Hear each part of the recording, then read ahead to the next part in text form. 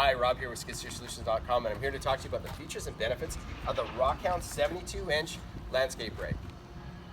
This is the grandfather of all attachments when it comes to landscaping and actually shaping your yard.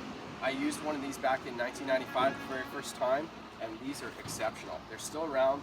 A couple of the things have changed on them. They've just made it a little bit easier to change out the actual cutter teeth here, but other than that, the structure, the fit and form is pretty much the same going back 30 years. So starting at the housing here, what this is this houses the track drive system.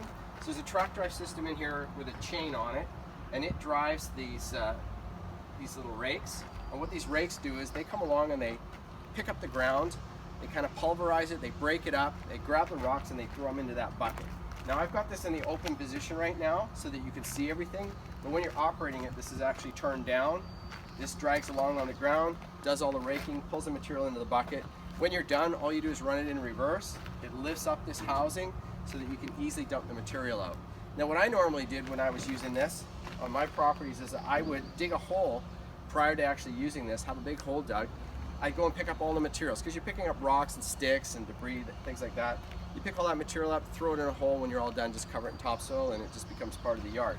But you've got it off the main part of your property so that you don't have any issues with any rocks or anything when you're trying to plant your grass.